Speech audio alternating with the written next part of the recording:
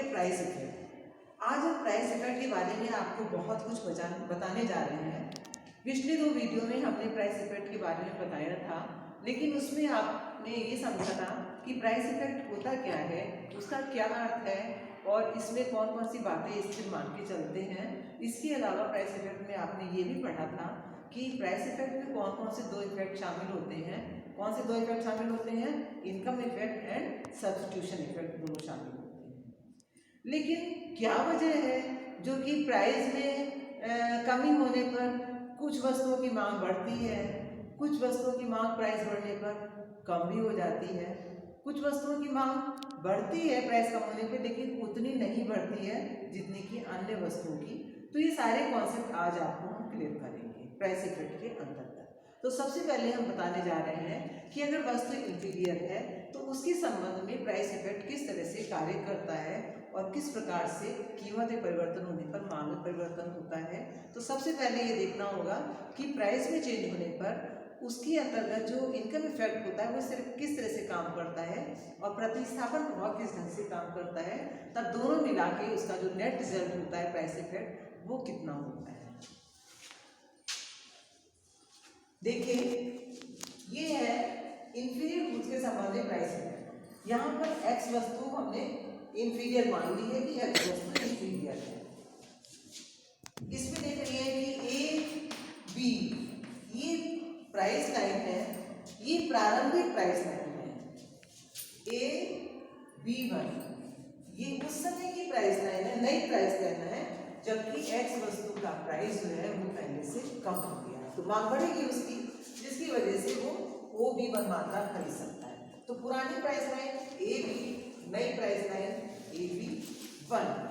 अब इसमें पुराना एक डिफरेंस कर्व है आई सी और नया डिफरेंस कर्व है आई सी वन।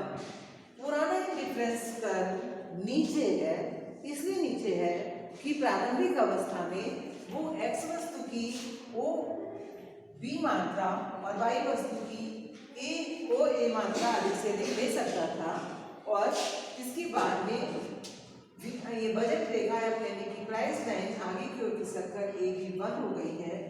इसलिए हो गई है क्योंकि अब एक्स वस्तु का प्राइस कम हो गया है, वो एक्स वस्तु की पहले से ज्यादा मात्रा खरीद सकता है। वाई ए बिंदु में कोई परिवर्तन नहीं हुआ है क्योंकि वाई की प्राइस में कोई चेंज नहीं हुआ है। तो नई बजट रेखा हो गई ए बी वन और नया डिफरेंस कर्व हो गया आई सी वन। ये डिफरेंस कर्व उपभोक्ता का ऊपर की ओर इसलिए शिफ्ट हो गया है क्योंकि अब उपभोक्ता के पास दोनों वस्तु का टोटल पहले से अधिक यानी ओ ए प्लस ओ बी वन हो गया है, जबकि था पहले ओ ए प्लस ओ बी। अब हो गया है ओ ए प्लस ओ बी वन। जैसे जैसे डिफरेंस कर्व आगे की ओर खिसक गया है, कीमत रेखा भी आगे की ओर खिसक गई है, तो नया संतुलन होगा P1 पर और पुराना संतुलन होगा P1 पर। दोनों को एक रेखा से मिलाया तो आपको क्या मिला? आपको पीसीसी रेखा मिली। पीसीसी रेखा का फुल फॉर्म है प्राइस कंजम्पशन कर्व। पीसीसी रेखा क्या बताती है? पीसीसी रेखा प्राइस इफेक्ट को दिखाती है। क्वेश्चन आ सकता है एग्जाम में, पीसीसी रेखा क्या दर्शाती है? आय प्रभाव, प्रतिस्थापन प्रभाव, कीमत प्रभाव क्या दिखाती है? तो पीसीसी रेखा क्या दिखाती है? प्राइस इफेक्ट को दिखाती है, कीमत प्रभाव को दिखाती है। और आईसीसी रेखा क्या दिखाती है? इनकम इफेक्ट को दिखाती है आईसीसी रेखा। इसमें प्रारंभिक संतुलन पी बिंदु पर है जहां पर उपभोक्ता एक्स वस्तु की ओ एम वन मात्रा खरीदता था और वाई की ओ एन मात्रा खरीदता था। अब हमें ये देखना है कि जो एक्स वस्तु इंफीरियर है इसकी प्राइस में कमी होने पर क्या प्राइस इफेक्ट होता है। तो जब एक्स वस्तु सस्ती हो गई तो उपभोक्ता ने कहा कि उपभोक्ता ने सोचा, जब एक्स वस्तु का प्राइस क्योंकि इंफीरियर वस्तु है उसका प्राइस कम हो गया है, तो उपभोक्ता ने ये सोचा है जब इसका प्राइस कम हो गया है तो हम इसकी मात्रा ज़्यादा नहीं खरीदेंगे क्योंकि ये तो वस्तु इंफीरियर है। अब मेरी कैपेसिटी बढ़ गई है, इनकम बढ़ गई है, रियल इनकम बढ़ गई है, तो हम इसकी ज्यादा मात्रा क्यों खरीदे, ये तो घटिया वस्तु है। अगर सुपीरियर होगी तो इसकी ज्यादा मात्रा खरीदते इनकम बढ़ने पर, लेकिन इंफीरियर है तो उपभोक्ता इस वस्तु की क्या करेगा, पहले से कम यानी कि OM पर मात्रा खरीदेगा। ये पहले से कम मात्रा क्यों खरीद रहा है, इसलिए खरीद रहा है क्योंकि इसमें इनकम इफेक्ट निगेटिव हो गया है।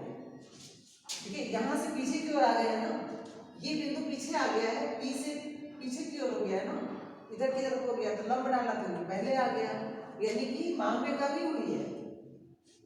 X का प्राइस कम होने पर X की मांग में कमी हुई है, क्यों, क्योंकि वस्तु इंफीरियर है इसलिए। ठीक है, लेकिन केवल इनकम इफेक्ट तो होता ही नहीं प्राइस इफेक्ट में, दूसरा इफेक्ट भी तो काम करता है, प्रतिस्थापन प्रभाव। तो जब उपभोक्ता आय प्रभाव के कारण P से Q पर आया, फिर प्रतिस्थापन प्रभाव की वजह से वो Q से P1 पर आएगा, आगे की हो गया, यानी कि निगेटिव इनकम इफेक्ट की वजह से उपभोक्ता यहां से यहां आया, M से ML पर आया। उसके बाद प्रतिस्थापन प्रभाव ने काम किया। हमेशा याद रखिए प्रतिस्थापन प्रभाव कभी भी निगेटिव नहीं होता है, हमेशा पॉजिटिव होता है। सामान्य वस्तु हो, सुपीरियर वस्तु हो, इंफीरियर हो या फिर गिफ्ट वस्तु हो, सबके संबंध में प्रतिस्थापन प्रभाव पॉजिटिव होता है, कभी निगेटिव नहीं होता है। इनकम इफेक्ट नेगेटिव या पॉजिटिव हो सकता है, पॉजिटिव होगा या नेगेटिव ये डिपेंड करता है वस्तु कैसी है। अगर वस्तु सुपीरियर है, नॉर्मल है, तो इनकम इफेक्ट इसके अंतर्गत पॉजिटिव होता है, लेकिन यहाँ वस्तु इंफीरियर है तो इनकम इफेक्ट कैसा है, यहाँ पे निगेटिव हो गया है, जिसकी वजह से निगेटिव इनकम इफेक्ट ये कह रहा है कि वस्तु इंफीरियर है, इसलिए इस वस्तु की OM मात्रा ना खरीदो, बल्कि उससे कम मात्रा खरीदो, OM1 मात्रा खरीदो। ठीक है, तो M से M1 पर वो कैसे आया है, निगेटिव इनकम इफेक्ट की वजह से आया है। उसके बाद प्रतिस्थापन प्रभाव ने काम करना शुरू कर दिया। प्रतिस्थापन प्रभाव की वजह से उपभोक्ता Q से P1 बिंदु पर आया। प्रतिस्थापन प्रभाव कह रहा है कि X वस्तु जो कि इंफीरियर है उसकी OM1 मात्रा ना खरीदो, बल्कि उसकी OM2 मात्रा खरीदो, क्योंकि वस्तु सस्ती तो हुई है ना। yes, तो सस्ती हुई है तो उसका प्रतिस्थापन तो कर ही सकते हैं, जो महंगी है के स्थान पर उसका प्रयोग कर सकते हैं। तो प्रतिस्थापन प्रभाव पॉजिटिव है इसमें, जिसकी वजह से उपभोक्ता M1 से M2 पर आया, यहाँ से यहाँ तक प्रतिस्थापन प्रभाव है जो कि पॉजिटिव है। उपभोक्ता M1 से M2 पर आया है, किसकी वजह से, पॉजिटिव सब्स्टिट्यूशन इफेक्ट की वजह से आया। तो अब हम ये बड़ा कशमकश की स्थिति हो जाती है कि एक प्रभाव कह रहा है वस्तु की कम मात्रा खरीदो, दूसरा प्रभाव कह रहा है वस्तु की ज्यादा मात्रा खरीदो। तो उपभोक्ता कितनी मात्रा लेगा, कीमत कम हुई है तो ज्यादा लेगा या कम, आपको रिजल्ट ये निकालना है कि वो कितनी मात्रा। हमेशा याद रखिए जो वस्तु, जो चीज, जो प्रभाव कम मात्रा में होता है, यहाँ पर एक प्रभाव कम घटित हुआ है, दूसरा प्रभाव ज्यादा मात्रा में घटित हुआ है, तो जो प्रभाव कम होता है उसका प्रभाव नहीं दिखाई पड़ता है रिजल्ट में, जो प्रभाव बड़ा होता है उसी की बात मानी जाती है और उसी के हिसाब से नेट रिजल्ट हमारे सामने आता है। तो यहाँ पे निगेटिव इनकम इफेक्ट क्या कह रहा है, उसका कहना क्या है, X वस्तु इंफीरियर है, इनकम प्राइस बढ़ गई है रियल इनकम, तो अब इसकी कम मात्रा खरीदो, अच्छी वस्तु हो जाएगा, इंफीरियर कम कर दो। दूसरी ओर प्रतिस्थापन प्रभाव क्या कह रहा है, नहीं इसकी ज्यादा मात्रा खरीदो, क्योंकि ये वस्तु सस्ती हो गई है, इसका प्रयोग महंगी के स्थान पर खूब ज्यादा से ज्यादा किया जाएगा, तो इसकी मांग बढ़ेगी। तो यहाँ पे निगेटिव इनकम इफेक्ट छोटा है, ये देखिए negative income effect is less than, इसके सामने एक पॉइंट है, यस मैम, इसके सामने दो पॉइंट है, तो ये प्रभाव बड़ा है, ये प्रभाव छोटा है। तो जिसकी वजह से X वस्तु की कीमत में कमी होने पर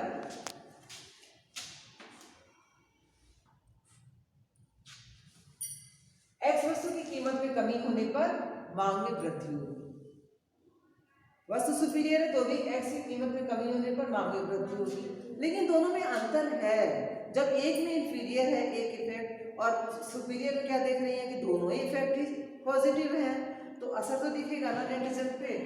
अंतर केवल इतना होगा, देखिए एक्स वस्तु का प्राइस कम होने पर वस्तु सुपीरियर है तो भी उसकी मांग बढ़ेगी, वस्तु इंफीरियर है तो भी उसकी मांग बढ़ेगी। लेकिन अंतर क्या है कि अगर वस्तु सुपीरियर है तो कीमत में थोड़ा सा भी चेंज होने पर उसकी मांग में बहुत ज्यादा चेंज होता है। वस्तु का सुपीरियर है तो कीमत में थोड़ी सी कमी होने पर उसकी मांग में जो वृद्धि होगी वो ज्यादा मात्रा में होगी। वो इफेक्ट दूर से दिखाई देगा कि वस्तु सुपीरियर है इसलिए कीमत में कमी होने पर मांग में अच्छी खासी वृद्धि हो गई है। इसके अंतर्गत ऐसा क्यों होता है, दोनों ही इफेक्ट, इनकम इफेक्ट और सब्स्टिट्यूशन इफेक्ट दोनों ही बड़ी मात्रा में, दोनों बराबर मात्रा में होते हैं, जिसकी वजह से कीमत में कमी होने पर मांग में अच्छी खासी वृद्धि होती है। लेकिन इनफीरियर वस्तु में क्या होता है, इसके अंतर्गत इनकम इफेक्ट पॉजिटिव नेगेटिव होता है, प्रतिस्थापन और पॉजिटिव होता है, लेकिन जो नेगेटिव इनकम इफेक्ट है वो कम होता है, छोटा सा होता है। तो जो बड़ा इफेक्ट है वो उसको छिपा देता है, उस प्रभाव को, जिसकी वजह से इंफीरियर वस्तु की कीमत में कमी होने पर मांग में वृद्धि होगी लेकिन कम मात्रा में, उतनी नहीं होगी जितनी की सुपीरियर। इसमें एक इफेक्ट इंफीरियर हो नेगेटिव हो गया है, जिसकी वजह से कीमत में कमी होने पर मांग बढ़ेगी लेकिन उतनी नहीं बढ़ेगी जितनी सुपीरियर वस्तु की बढ़ती है, कम बढ़ेगी। समझ आया?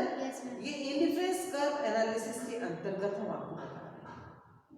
वैसे तो नेगेटिव इनकम इफेक्ट का मतलब ये होता है कि कीमत वो इनकम बढ़ने पर आएगा, मांग का कम होता है, लेकिन इसमें प्राइस इफेक्ट नहीं होता है। तो इस तरह से आपने देखा कि जो नेट रिजल्ट है वो सामने आएगा एक्स वस्तु की मांग में m से m2 तक की वृद्धि। इसको निशान करेंगे, पहले इधर गया फिर यहां से यहां आया, तो कुछ नेट जो रिजल्ट है m से m2 तक की वृद्धि।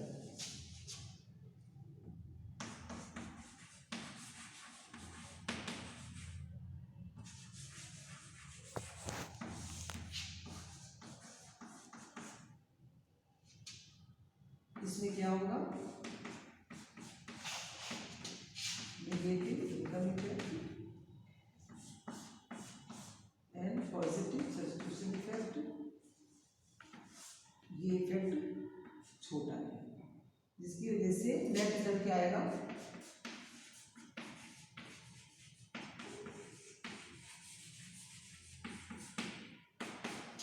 एक्स वस्तु की मांग में m से m2 तक वृद्धि।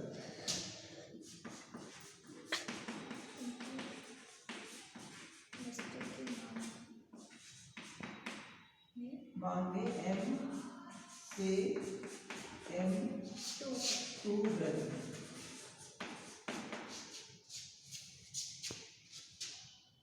इसकी वजह ये है। Yes ma'am. अब एक प्रकार की वस्तु और बच रही है, गिफेन वस्तु। अब कहेंगे गिफेन वस्तु क्या होती है? गिफेन तो अर्थशास्त्री का नाम है। इन्होंने बताया था कुछ वस्तुएं समाज में ऐसी होती है जिन पर मांग का नियम लागू नहीं होता है, जो कि गिफेन इन वस्तुओं के बारे में बताया था, इसलिए ऐसी वस्तुओं को हम कहते हैं गिफेन वस्तुएं, क्योंकि ये गिफेन ने बताई थी और इनके संबंध में मांग का नियम लागू नहीं होता है। तो गिफेन वस्तु है तो प्राइस में कमी होने पर डिमांड में कमी होगी, ठीक है? क्यों होगी? इसमें भी इनकम इफेक्ट, प्राइस इफेक्ट में इनकम इफेक्ट काम करता है, सब्स्टिट्यूशन इफेक्ट में काम करता है, लेकिन जो इसमें नेगेटिव इनकम इफेक्ट होता है वो बड़ा होता है। जो बड़ा होता है उसी का प्रभाव दिखाई देता है ना, yes, उसी के हिसाब से परिवर्तन होता है। ये छोटा होता है, ये बड़ा होता है, तो जिसकी वजह से कीमत में कमी होने पर डिमांड में वृद्धि, कीमत में कमी होने पर डिमांड में कमी। अब तीन बातें नेट रिजल्ट सुन लीजिए। पहली बात, प्राइस का प्रभाव डिमांड में पड़ता है, this is called price effect. दूसरी बात, प्राइस इफेक्ट में तीन बातें मान के चलते हैं, एक्स वस्तु की प्राइस में चेंज हुआ है, वाई का प्राइस कांस्टेंट है और उपभोक्ता की मनी इनकम कांस्टेंट है। तीसरी बात, price effect is the combination of income effect and substitution effect, यानी प्राइस इफेक्ट में दो प्रभाव शामिल होते हैं, आय प्रभाव और प्रतिस्थापन। अब तीसरी बात, हो सकता है चौथी बातों में ध्यान नहीं है।